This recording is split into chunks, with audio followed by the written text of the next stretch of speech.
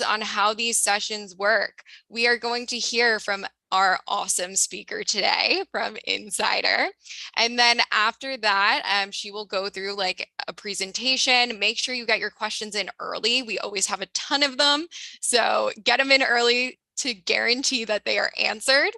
And then by the end, we are going to do those Q&A questions. So I will be messaging you privately in the chat to ask if you want to ask your questions out loud or if you want them moderated on your behalf. With that, we are going to shift things over and welcome our speaker today, Merve, CMO at Insider. Welcome. Hello, everybody. Nice to see everyone again after SaaStr Europa. Great to be here again. Yeah, so if you were at SaaStr Europa, you may have seen her there. But since SaaStr Europa, thank you so much for joining this session. I know this session was super popular, and we're excited to do a little part 2 today.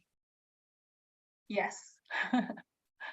So if you were not at SaaStr Europa, we want to get to know you a little bit better, Merve, and ask a few quick questions to kick things off, if that works for you. Of course. All right. So with that, how would you define what you do in your day-to-day role? Well, I'm sure, like some of us in the room, I'm a CMO of a B2B SaaS company across 27 countries. So it's a bit of a crazy job. Every day, I am actually taking care of all the marketing strategy and marketing execution across our 27 regions worldwide. So it's, running a lot of events, obviously, because we're in B2B SaaS. It's a very high touch kind of marketing strategy. So doing a lot of events, building community, and our life after 100 million ARR became all about customers and customer marketing. So that's taking a lot of my time right now. So yeah, the life of the CMO, it's quite insane. I'm sure some of you guys relate, but that's what I do. 27 countries sounds super easy, no problem at all. What projects are you working on today you're most excited about? I'm really excited about the new features and functionalities and technology around AI and ChatGPT that's being integrated in B2B SaaS technologies at the moment, whether you're like an HR software or fintech or doing individualized cross-channel journeys like us. Whatever B2B SaaS platform you are, every single leader there is thinking about how they're going to integrate AI and drive profitable growth and productivity and efficiency in their organizations, even beyond the economic downturn. So I think those are the projects that excite me the most because we're preparing for really big launches, and they're going to be big global launches around those functionalities. So that's really exciting me right now because it's changing marketing as we know it. Like marketing as we know it is over, and there's a brand new way, and we're defining that together. And I think that's like the most exciting thing for most of us at the moment. Yeah, the year of ChatGPT, but excited to hear what those new launches and offerings are. Yes, stay tuned. Yes. Okay. And then our last question before I hand it over to you. In the last 12 months, what's been the hardest thing you've worked on? Oh God, I think recruitment, because at this scale, it becomes even harder to find the right people who fit your culture. And I have a very remote team, as I mentioned, from Latin America to Asia to US to Europe, and it's very hard to find those people to that fits your culture and the right people to drive you to the next level in the organization. So I think I'm recruiting everywhere at the moment, Caitlin. In parties, always be recruiting in the plane. Wherever I go, I'm trying to recruit people. So I think that's the hardest thing right now, and it has always been. But yeah, other than that, I think it's facing the problems, taking the challenges day by day. But recruitment is always the hardest thing, I think. Yeah, well, you heard it here first. If you are open to work, wear a hat on the plane or at your next party to get your next job. Yeah, definitely. All right. With that, we will hand it over to you to go through your slides. Okay, perfect. Well, I see that A lot of people have joined, so that's awesome. Welcome, guys. Thank you so much for taking the time today for this exciting topic. We're also learning together, sharing insights in the SaaStr community. I love the SaaStr community, how intimate it is, and how much I learn here is incredible. So thank you so much for taking the time. Today, I'm really hoping to whisk through these tactics, and then we can have more time to talk and maybe hear about your experiences. And there is also some controversial topics in customer marketing, so we can hear your experiences and tackle your challenges together. So let's get on with it. So if you're in B2B SaaS, this is your North Star metric. NRR, net revenue retention, net dollar retention, is something that we all have as a North Star metric, especially after a certain ARR level. So today I'm going to talk about 10 game-changing tactics. Why is it game-changing? Because there is a common practice that you can follow, but then there are those extra miles that you can go, which really helps create the difference. And I didn't check GPT or Google these slides. These are actually tried and tested, proven, tactics that we tried at Insider. So I think that's why it's more valuable for the joiners today. So with that, retention is the new acquisition. We all know that. Your customer is at the very center of everything you do in B2B SaaS, because we're a recurring revenue business. So we need to keep our customers, we need to keep upselling them. But for that, magic needs to happen. And I'm going to dive into how that magic happens today from different angles. So before we get started, there was a great survey by this organization called Influitive, and they asked this question to the marketers. In your view, how important is customer marketing? Most of the joiners said it's very important, and 30% said it's important. So some people, when I say customer marketing, I was talking to one of our investors the other day. He said, what is customer marketing? Isn't marketing all customer? In fact, it isn't, because customer marketing is encompassing a lot of different activities in the organization. However, the teams are really small. So people sometimes don't know that they are doing customer marketing.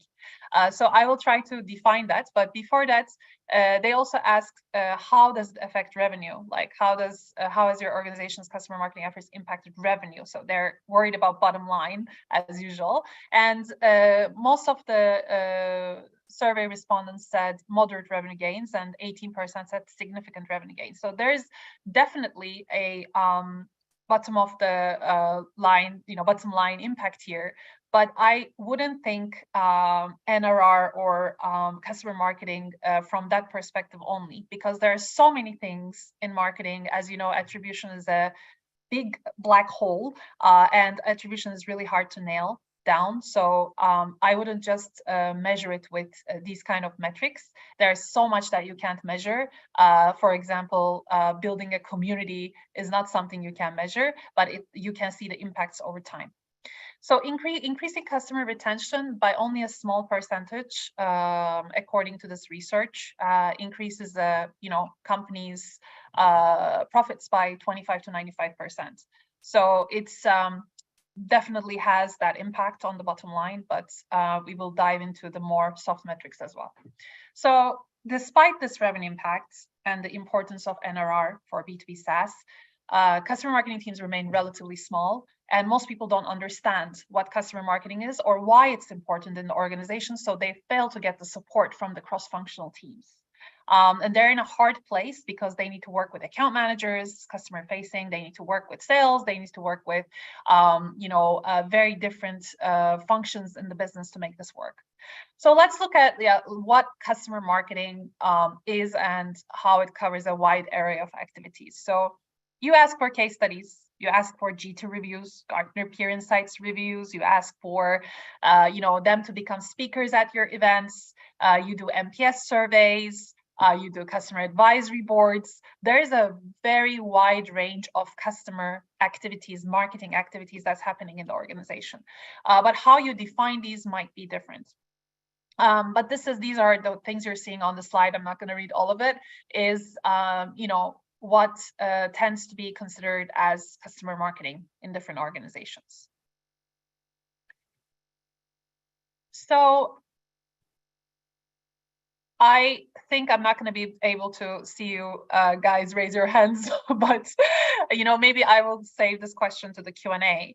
But maybe start thinking about this. If you think that your customer marketing program will gain greater importance or a bigger budget next year or not, maybe we can start with this question. But in this research, the survey respondents said 76% said it will have a greater importance. So it's a new area in marketing in B2B SaaS that's being developed. So if you start looking for hiring customer marketing specialists or managers, you will have a very hard time finding them. So these individuals either come from account management backgrounds or they come from marketing backgrounds. So you might need to create this role, and those people who are interested in this role can take up the role and learn it as they go, because it's very hard to recruit customer marketing VPs or customer marketing managers around the world. In a couple of companies, these I've seen that they have very deep customer marketing or customer experience functions, but in most B2B SaaS companies I've interviewed and spoke to, don't have this team yet. So before we move into the tactics, tactics are tactics, and we all try to share these with each other and learn from each other. But what's really most important is if you can create scalable, repeatable programs that are consistent. So you should ask yourself, okay, I'm signing up for this. We're going to do this, but if I can't make it consistent, then should I really sign for it? We actually use the Amazon backwards methodology sometimes, really thinking about whether we're going to be able to put the energy, effort, and budget, or whatever's needed, resources, into making this a consistent program. Because think about it, relationships, your friendships, they don't happen in one encounter. You really have to build that relationship. It's the same with your customers. So please think about, if you are starting something or if you're going to apply a tactic, can I make this repeatable, scalable, and consistent to make it really work and to reap the benefits from your efforts? So tactic 1, this sounds quite easy to everyone, but it's not as easy as it sounds. So building a segmented communication plan, because every company needs a communication plan and nurture email stream for their customers. You cannot send prospect emails to your customers. It's the biggest fail that we all do at some point in our career. But we cannot just move on with the nurture programs we have. So usually marketers segment customers based on their upsell potential. So if they're using X product, they try to sell X product. Or they create like email nurture programs, webinars, and events that constantly exposes them to new features, new products. But that's really has a very limited impact. It had a very limited impact at Insider for us. The game-changing practice here is really segmenting customers based on their persona. Are they a C-level? Are they a CRM manager? I mean, just giving examples from our personas here. What is the persona? What is the upsell potential for which products? What is the tenure and maturity of that customer in your organization, so that you can really tailor the communication plan accordingly, or the webinars or the events, whatever you do. So here, let me give you an example. C-levels don't care about, they're not end users of your product. They don't care about a little feature update because they're not using your platform. What they need to see is, are you a G2 leader? Are you, adding these new technologies to your platform? Are you leading the game? Are you going to make them look smarter? Are you going to bring ROI? That's what they want to do. So they want to trust you, and they want to see that content from you, not feature updates. And there's almost every email program includes everyone from the customer database. Let's blast everyone. But then you start losing, you start getting on subscriptions. So if you're sending emails or building customer programs, communication programs for your customers, if they're end users, they want to know about the features because they invested in this platform and they're responsible for that in the company, and they want to increase the ROI from it. So if you can make their job easier, more efficient, more productive, and give them better results, obviously they're more interested in using those little tactics. So it's very important. If your customers are onboarding, you shouldn't be selling them product usage emails. It happened before. Due to bad data, bad segmentation, people receive, onboarding customers receive, very advanced feature updates, which they shouldn't. They should be enrolled into a very smart onboarding program, which takes them onto a journey with your platform. So these looks very simple, like marketing ABC, but most companies and most colleagues I have, including myself in the time, got it wrong. So this is something that really changed the way we build those relationships with our customers. Second tactic is taking your gifts outside of the box, because the common practice, every SaaS company, we send gift boxes or gift cards or things that include, mugs, chocolate, water bottles, snuggies, something cute. It definitely touches the heart, but gift boxes are mostly, thrown away, or people give it to different their colleagues, and then they got thrown away. It's a good thing, but imagine you are building a friendship. You just made a friend. You don't just start buying gifts to your friend. What's really important is you try to discover each other, understand each other, and then you start building a love, trust, those kind of feelings. So it's very important to create experiences that touch your customer's heart. So what we have done, instead of giving things, which we still do, by the way, I'm not saying put that away, but it's not enough to change the game. What we did was we created this digital frame. Those digital frames you put on your table with your kids' photos or your friends' photos. We created a digital frame, and in this digital frame, the first screen was Hande, our CEO, welcoming, the person with a personalized video. So it would be, hello, Chris, hello, Caitlin, hello, Jack, welcome to Insider Growth Makers Club. We're very happy to have you on board, CEO's message. And then we would have dynamic QRs built in. We would have team photos built in. So it was like a living digital frame on your table. And the dynamic QR, there is some software that you can use dynamic QR to change that QR code link every week, every month. Whenever you have a launch or news, you can update that link. So whenever they get their phone and scan it, they can actually see something new. So there are ways to interact and keep interacting with them through these gifts and making it feel really personalized and creating an experience for them.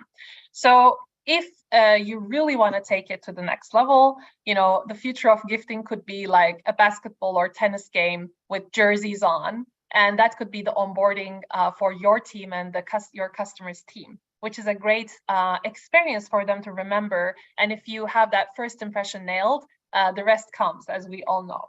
So think about your gifting strategy. What are you gifting them? How important it is? Is it shareable on social? Does it move them enough for them to share it on social?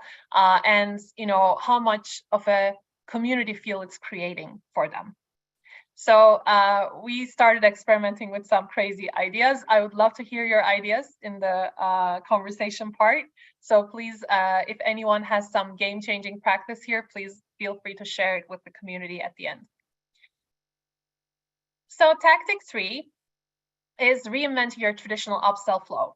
So everyone is trying to do upsell. And the common practices: mails, emails, meetings, QBRs, emails. And it's really trying to push a lot of new features, new products, new content to people and wish for them to buy these products. And then account managers go into meetings and they try to sell them. But this feeling of being sold constantly to hit our targets is not a great feeling. Like, none of us really like that. So we need to make a mind shift here, or change our mindset about upsell. So what we did is we started these product walks by the bay. I mean, it doesn't have to be a bay, by the way. Product walks anywhere cool in the city. We integrated into their lifestyle, because most of us, either take a walk in the morning or join breakfasts in the morning. We try not to, interfere too much with our daily schedule because we're all busy, right? So what we did was we built these walks, and people would join these walks, and while walking and eating our branded, lovely, healthy snacks, and wearing our insider jerseys, we would just talk about the new products that's coming. So you could have an account manager there, you could have a product person, product manager, product marketing person there, doesn't matter. Whoever is available can join these talks, and it can be a casual updates while you're spending some healthy time together. So these things make it so much more organic because people are being informed, they're having their morning walk or run, and they're having their lovely community feel with the t-shirts and hoodies and, SaaStr stuff. I love it. My whole team loves them. I bring a lot of swag from SaaStr Europe, and we enjoy it because it makes you feel like a part of the community. But only giving swag is not why we love this community, right? There is a rewarding experience there, and we need to build that rewarding experience for upsell to happen. So tactic 4 is a little bit interesting because we coined this term active upsell. It doesn't exist on Google. So product-led growth is something we're discussing. There's a lot of podcasts. There's a lot of sessions I'm watching on it recently. So product-led growth is really essential for B2B SaaS technologies, and especially if you don't have a trial, like if you're enterprise like us, it becomes even more important. So for product-led growth, before I move into active upsell, the common practice is you have a freemium model. There is usually a lack of automated personalized feature offerings within the product. What do I mean by that? So if you go in the product, there are rule-based settings. So if this person is using this, pop up this and try to upsell this product. If they're doing this, pop up that. So it's very rule-based in the product because product feature roadmap always takes over those kind of features. So basically, you can also use some tools for, how we use some tools for onboarding. You can also purchase some tools to do this. But the game-changing practice is really creating dynamic personalized content. So let's imagine I'm using X product in the platform, and I received a certain success. Let me give an example from Insider because it could be a little bit different for every one of you, depending on the industries you're serving and your technology. So basically for us, let's say we're using WhatsApp Commerce, and I have increased my conversions by, let's say, 600%. It would say, well done, Merve. By using WhatsApp Commerce, you have increased your conversions by 600%. Why not double that with Architect? Let me take you there. So it's basically a personalized way of helping the user navigate through the platform and show interest. That's how you generate marketing sourced upsell opportunities from a product, because we are responsible for marketing sourced upsell opportunities as the marketing team. So from events, from product, from inbound, whatever that might be, but product is, they're already using it. It's a whole potential there to make that, to navigate them and say, oh, I'm interested. As soon as they hit that, account manager comes in and says, hey, I've seen that you're interested in this platform. So that's one thing. What do we mean by upsell, active upsell? Basically, active upsell is this. Rather than trying to promote a feature and convince your users to buy it by showing values, case studies, this, that, they're already your customer, they're already using your product. What we do is we say, hey, we have this new feature. Can we get your consent to open this free for like a week? We would like to run a campaign and show you the results. They have no lock-in, nothing to buy, nothing to invest, no integration. We take care of it. We create a little product lab for that brand. And what we do is we use that product for a campaign they're already running with another, product that they have. And what we do is we show them the results. And you don't need to convince them anymore. You don't need to go to meetings, write emails constantly to, prove the value of that product, because you just made them use it without any efforts. and show results. Once you show those results, if they're a decision maker, they can say, this is great, let's use it. If not, they can go to their CMO or whoever is the decision maker is in the company, and they can say, look at these results they achieved in 1 week. Why not give this a try? That's how we should be doing upsell. Because if we try to push this too much, people shy away from it because they want to, when they invest in a portion of your platform or entire platform, they want to get a value from it before they invest further or they exhaust their budget. So you really need a strong reason for them to buy something else from you. So that's what we call active upsell. We can discuss it further if you have questions. I hope I explained it clearly, but we can definitely answer your questions at the end. I'm trying to whisk through these, guys. We're halfway, again, to give us more time to discuss, but bear with me here.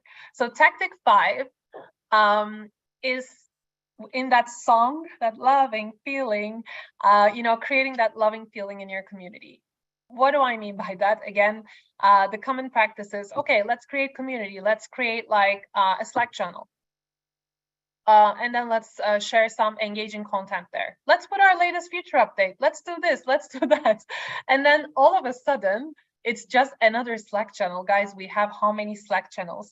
How many Slack groups, WhatsApp groups, LinkedIn groups, or other tools, logins that we have to deal with.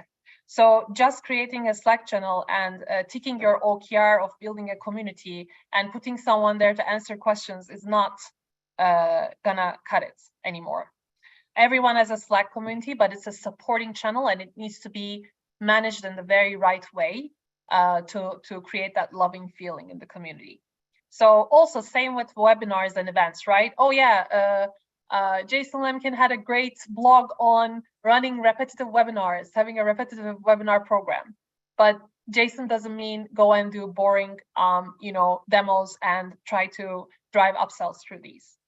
There needs to be a lot more engagement factors that are very well thought out and practiced to be able to go that extra mile. So the game-changing practice here would be, creating a sense of belonging. I mean, everything that we talked about until now, rather than giving a Snuggie, doing like a basketball game or whatever, all these things are actually creating that community feeling. But it's a matter of consistent and connected programs that are repeatable. Because imagine if you go and hang out with someone once and add them on LinkedIn, what happens next? Nothing. Maybe you think you have a pain and you think of that person 5 months later and you go back to them and ask a question. But if you imagine if you see that person every quarter in an event, in a gathering, then you start building relationships with them.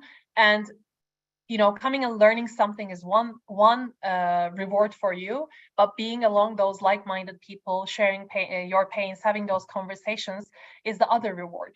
So here, you can do some gamified webinar series. What do I mean by that? Let me give you concrete examples because I really want to give practical examples here. So gamified webinar would be this.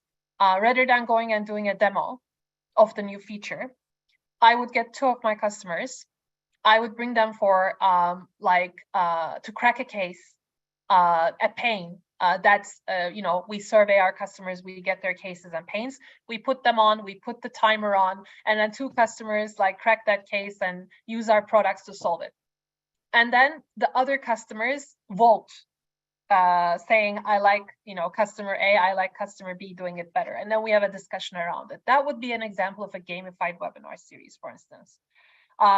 You can come up with your own ideas, depending on, how your technology is set up or which industries you serve and what's the culture in your community. You can change these things up.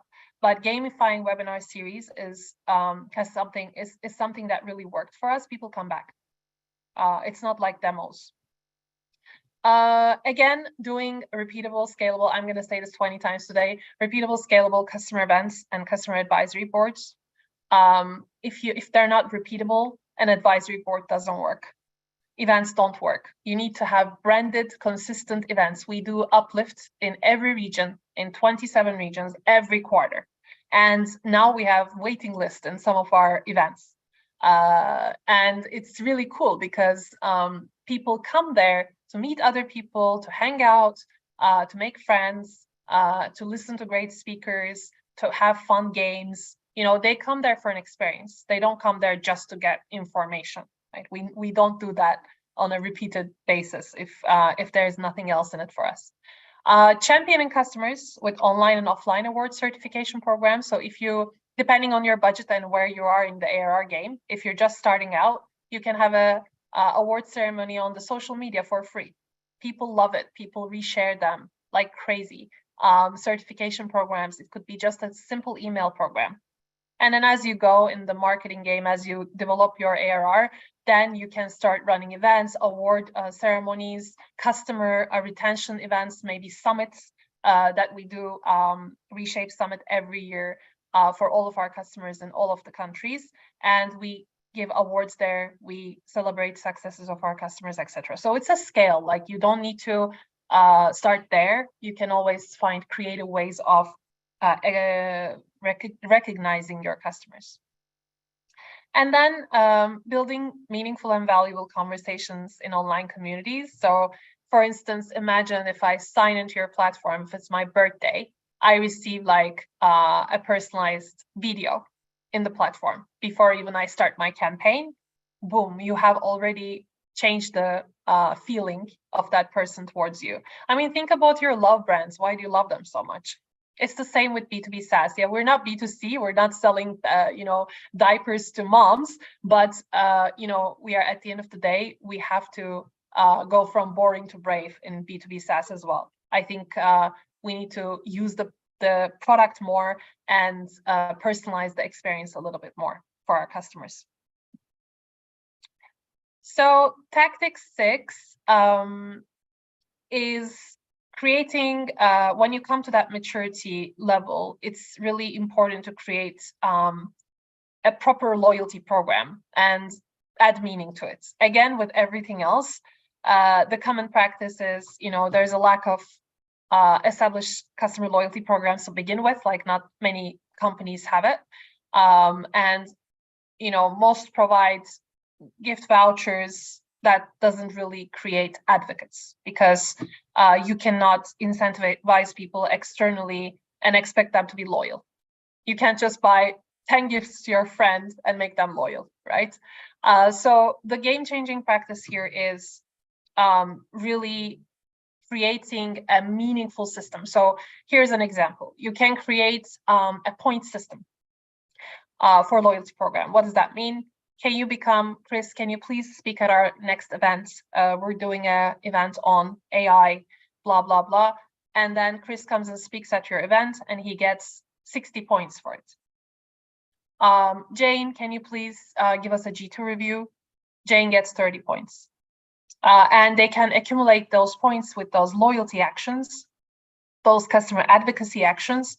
And then, they can either turn it into a 10% off for the next upsell, or they can turn it into like a consultation session, or however you want to incentivize them. They can turn them into gifts. They can turn it into a donation for a cause that they love. And there's some programs, like there's software to run. We are not using a software at Insider. We built our point system with Salesforce, but you can easily, buy a program to manage these things as well. And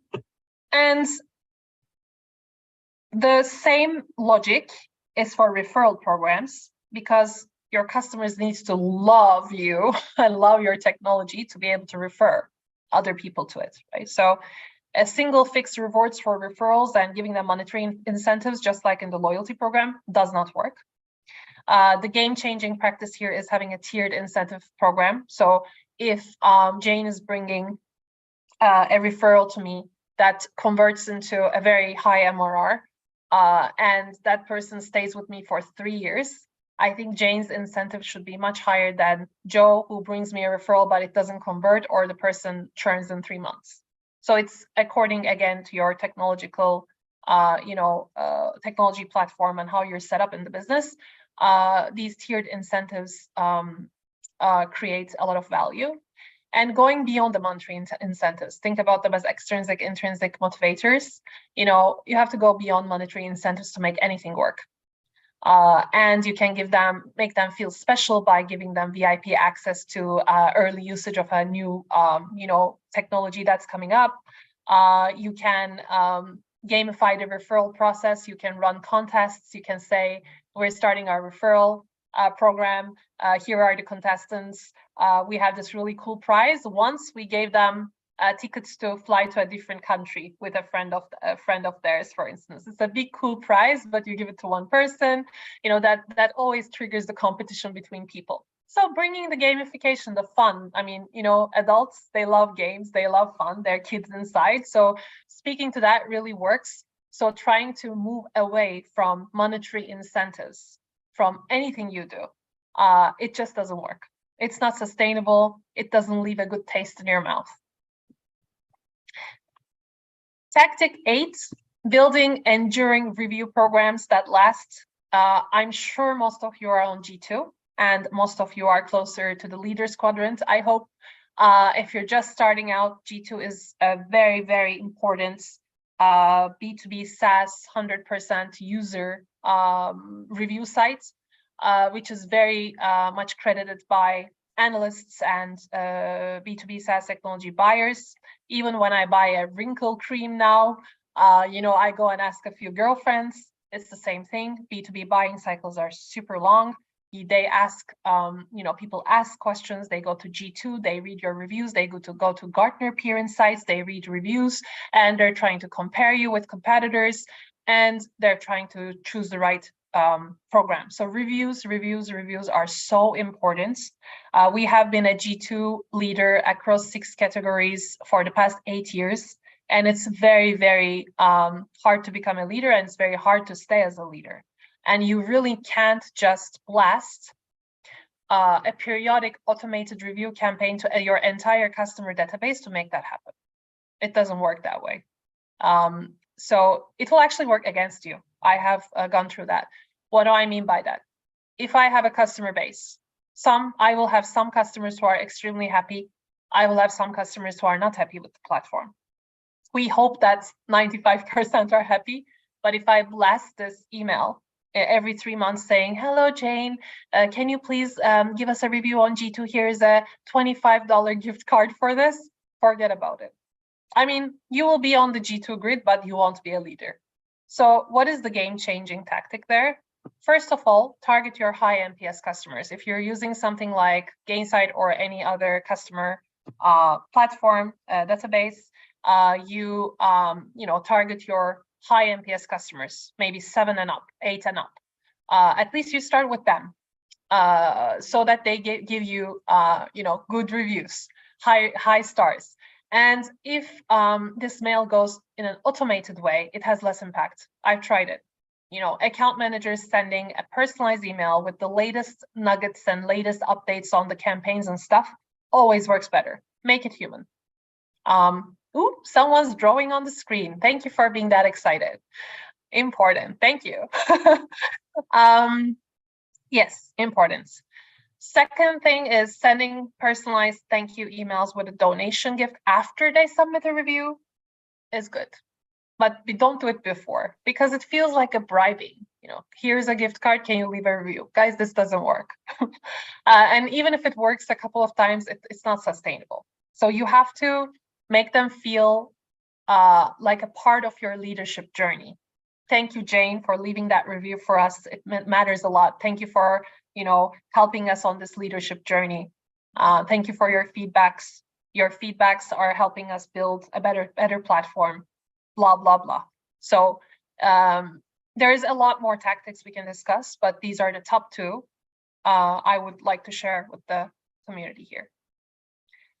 Tactic 9, we're almost there. Give before you ask. Like in every relationship, we should give before we ask.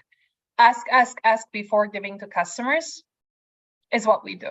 Buy more products from us. Hey, fill in this NPS survey. Oh, there's this also product survey. Can you please be a speaker at our next event? Can you provide case studies? Can you please write a review on G2? Oh, there's also Gartner Peer Insights. Oh, it's so much. So if your customers don't love you, and if you haven't given them anything before you ask all that stuff, and that's not just giving them the platform they're paying for, I mean something else, then you overwhelm your customers. And if this is not a concerted effort, if account managers, marketing team, sales, blah blah, are going, like 5 different departments are going to the same customer, this even creates a bigger frustration. So the game-changing practice here is very simple. Give, then ask. Create a great, rewarding community for them. Make sure that they get great content there. Make sure they don't just get gifts from you, they get an experience. They love hanging out with you, with the people they work with. Make sure that they are getting the right content in your nurture programs. Make sure it's speaking to their pains and what they need to hear. All of that is giving to your customers. The last tactic is championing a culture of customer marketing, and it's the most important one. Why? Because customer marketing teams remain very small in organizations, and they're like, trying to swim against the current, and they fail to get any level of support from customer success, product sales teams, because those teams don't yet know the importance of customer marketing on achieving very high NRR, and they don't have common OKRs. So they see it as a extra task coming from this customer marketing team. And as leaders, it is your role to ensure that you are creating that culture and they're understanding the importance of customer marketing on NRR. So one little bonus before we go into the conversation. In the end, number one source of new customers should be word of mouth. And word of mouth, it only happens when you have happy customers. And of course, customer marketing alone cannot achieve that. It's a part of the game. But these people are your best sales reps.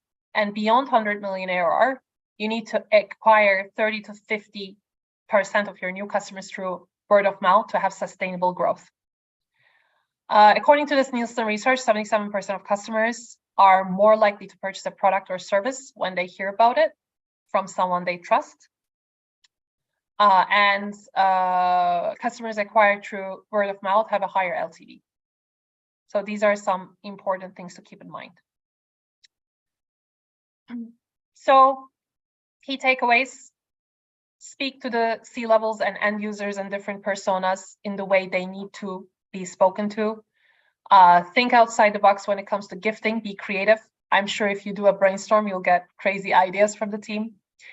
Reinvent your traditional upsell flow. Don't do emails and don't push it to your customers. Try active upsell if you have a product that's suitable to active upsell. Create a community, not just Slack channels or not just programs or events, but really create that community experience, the repeatable, scalable programs that will bring those people together. Add meaning to your loyalty programs and referral programs. Make sure they're fun, make sure you gamify them, make sure you have tiered incentives and give more control to them and more rewards to them that are intrinsic more than extrinsic. Build enduring review programs, G2, Gartner, Peer Insights, and give before you ask. And champion a culture of customer marketing so all those things work. So thank you so much. I tried to do this as fast as I could, and it's still a little bit longer than I thought. So thanks for that. So I would love to stop my screen and see your faces. Hello, everyone. And give it back to Caitlin. Yeah, great presentation. It was so important that it got written on the screen. That was a first. We are going to start off with a question from Ernesto. I know you mentioned hiring, onboarding, etc. as super difficult. So we will start there. Sure. Hi, Laura. Thank you very much for the great presentation. I was wondering if you were to place yourselves in a founder's shoes and starting a company from scratch for just yourself and a couple co-founder or a couple co-founders, who would be your first marketing hire and at kind of what scale or when would you do that hire? Very good question, by the way. I'm sure everyone has that question. So when you're starting out, you don't need a VP of marketing. You shouldn't have a VP of marketing. You need a growth marketer who can bootstrap a lot of things, because you should nail down the events programs first, like running maybe meetups, even using your office. We used to use our offices just to pizza and beer and stuff, just start the community getting together. Because in the beginning, if you hire a VP of marketing, what they're going to do, or a marketing manager, they're going to build their team. But that's not what you need. You need executors, and you need to build your event program first. That's the first thing you need to build. And then you can scale into bootstrapping, like social media is a big channel. We get a very big portion of our revenue from social media. By the way, at Insider, I'm responsible for marketing sourced revenue, not pipeline, not influenced. So it's very hardcore metric. So that's why I've seen if you use social media very well and social amplification, what do I mean by that? If you have a very strong social program that's amplified by your network, it really translates into revenue. So I would start with a very strong events person, start running meetups and events. And if you have some budgets, having those 10 people, 20 people workshops with the right personas by industry, by persona, and first nail down that organization and then add digital. I think I have mastered DDG on my 5th year. For the first 5 years, but we're enterprise, by the way. It's not a trial-based or any. It's different. Sorry, are you asking for enterprise, or are you asking for non-enterprise B2B SaaS? Because the strategy is a bit different. If you're a trial-based company, so if you have a trial and you're trying to build an engine to sell on its own, then you need to forget about events, and you need to definitely nail down the digital engine first. So in any case, if you're just starting out with a couple of co-founders, first, one of your co-founders will own marketing, and they will start building the marketing engine. And then you need executors, whether it's a growth marketer or an events marketer, depending on if you're an enterprise or not. That's how you can go on for probably until 10 million ARR. And also depends how many countries you have. Ernesto, are you still with us, or are you? Yeah, I was like, he's not reacting. Yeah.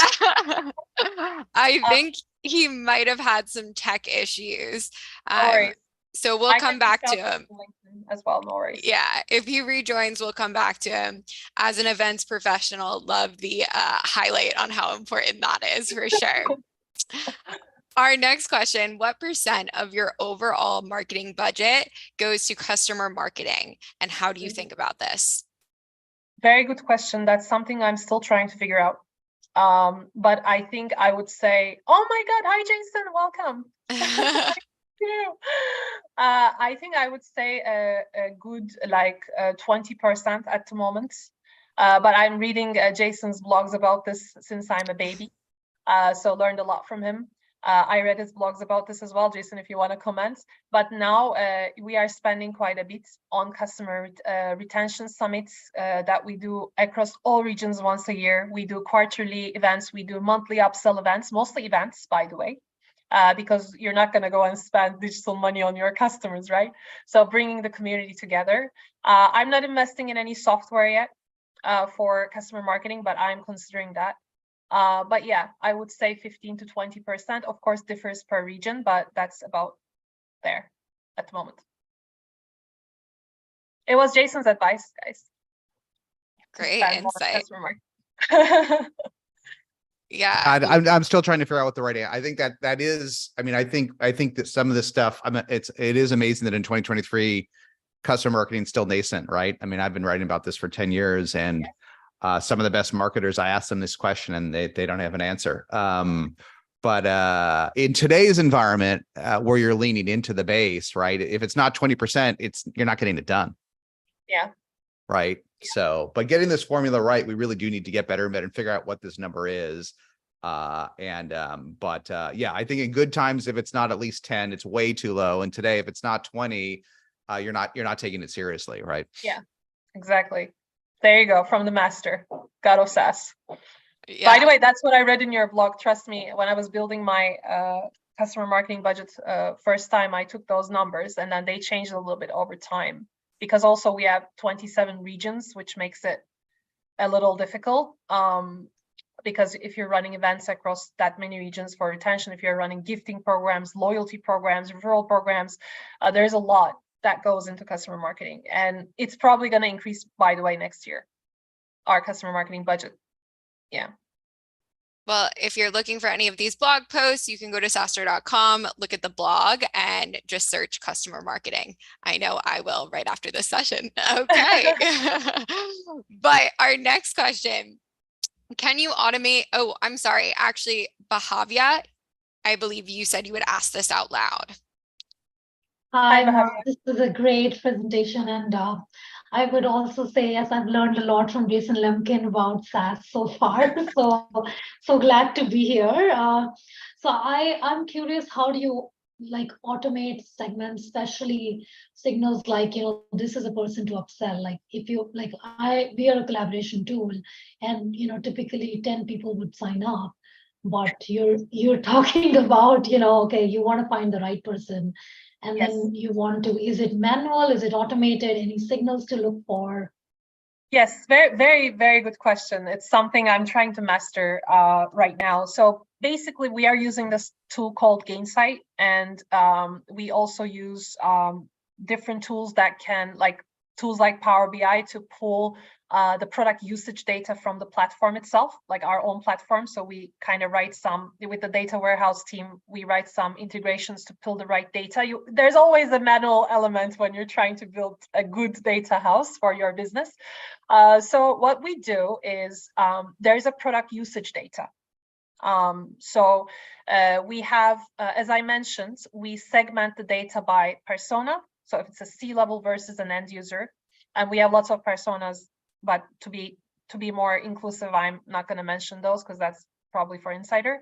And we look at, which products they're using, and if they're using that product, we create, a upsell potential prediction almost, because it's actually automated through our platform. But also we always sense check that with the account managers, because account managers is always having that conversation with the customers, right? Maybe they just try to upsell a product, and the customer said no for a reason.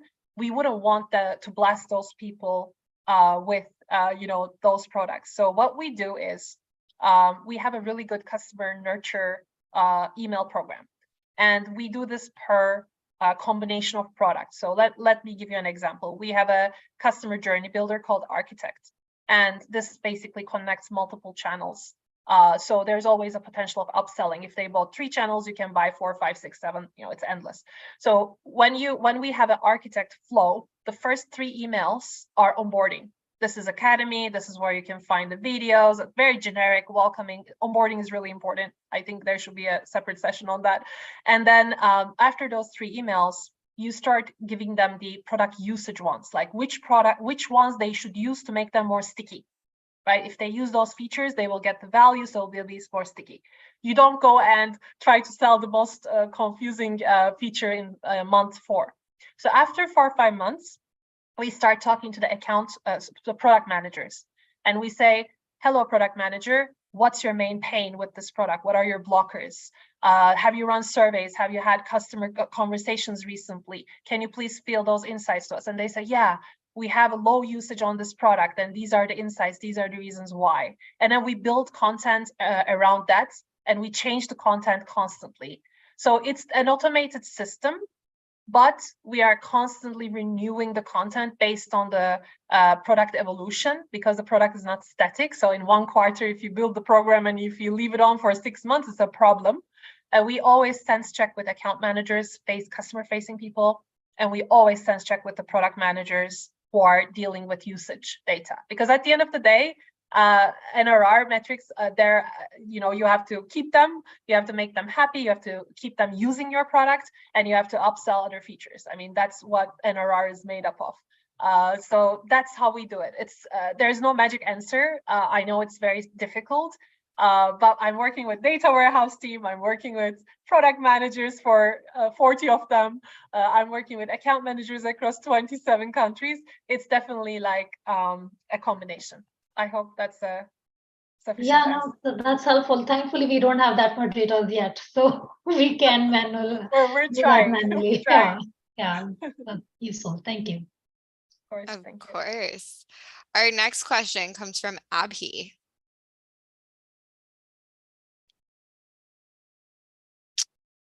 Abhi, are you still with us? All right. The question was, at what ARR do you do this kind of customer marketing? So the examples you gave, what ARR would you suggest you start? I don't think I have enough exposure to suggest, but I can share my experience. Maybe Jason can suggest, as he's exposed to many companies. But we started around 60 million ARR properly. I mean, as I told you, everything is customer marketing, right? Like, since day one, we're doing case studies. Since day one, we're doing G2 reviews. Since day one, we're doing events. Since day one, we're trying to upsell. But to have a concerted like team of customer marketing team or a customer experience team of people who are responsible different regions, and to run a concerted, repeatable, scalable program with a budget started with repeated webinars, etc., around 60 million. But I feel like you should start much earlier. Jason, would you have a further insight? Well, it's funny. on that? I asked the founders of Monday.com. We did a video podcast. It's up on our podcast now. I think, Amelia, right? Is it up on our podcast yet? Coming soon. And it's on there tomorrow. And I asked them and they laughed and they said, we're just starting now. It's 700 million in revenue. But they admitted it was late and that they were kind of inspired by SaaS to do more. I actually think the answer is before your first renewals. You know, this is the answer. You don't need to do a lot of customer marketing your first year, right? Obviously. And if you're a slow start, if your UiPath, which is wildly successful, but took 10 years to get to $1 million in revenue, maybe you can wait 10 years to do customer marketing. But the big unforced error is not doing customer marketing months and months ahead of a renewal cycle, months and months. So a simple answer is, listen, you cannot build a whole team until you're at least tens of millions of revenue, although maybe much earlier if you think about it, because if 20%, what do you think about it? If 20% of your revenue is going to go into customer marketing, as soon as you're ready to have 10 people on your marketing team, you probably should have 2 in customer marketing, right? Think about it from headcount.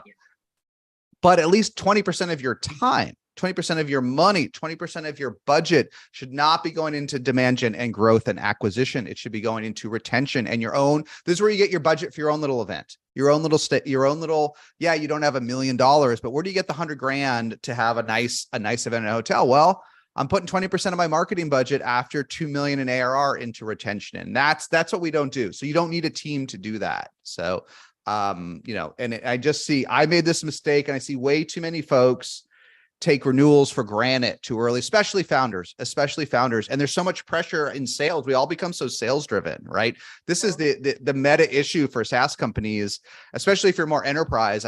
You can tell me if it's not true at Insider, but we naturally become sales driven, right? We celebrate the big logo, the new deal. It becomes our culture. And marketing gets addicted to growth and demand gen. And so we ignore all of this.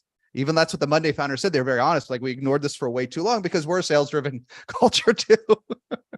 And we got to fix it. We got to fix it. We have to all become more customer-centric cultures, I think. And anyhow, that's my rambling answer. But I think before you have a renewal cycle, you got to budget this before you have a renewal cycle coming up.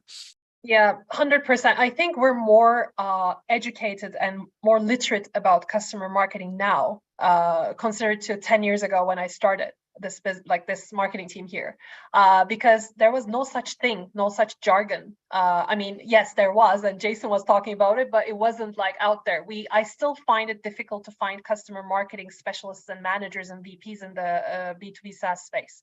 So it's quite new, and many companies don't have these teams. But of course, starting with a webinar series, starting with review campaigns, these are all considered customer marketing. But it should start much earlier. I agree. If I did this, redid this in a new company, I would definitely have at least one customer marketing person from the get-go, if I'm especially in enterprise, because your blood veins, like, it's more important than new acquisition. Like, you need to keep your customers and keep growing. So yeah, thanks for the insights, Jason. Yeah, I think that is a great note to end on because we are at time. Oh, Thank you. short. I know it flies by, right? So sorry for taking too much time with the presentation, but they're really tested tactics. So please use them. I mean, I learned it the painful way, so I'm sure it was, some of them were useful. It was a really great session. Thank you, Caitlin, for organizing this. Yeah. And I'm definitely going to join these sessions to hear from you guys. I love this community. So grateful for it. Thank you so much for joining. Yeah, it has been such a pleasure. Thank you again, Merve. This session was great. If you're looking for more insider, these sessions are live stream, so you can find them online directly afterward. And then B, Hyundai is coming to annual 2023, so make sure you are there. All right. See you all soon.